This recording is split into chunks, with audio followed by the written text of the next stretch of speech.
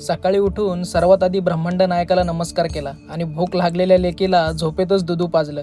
आणि श्री दत्त जयंती असल्याने गुरुदेवांना छान छान गंगाजल आणि दुधाने आणि त्यानंतर मध लावून अभिषेक केला.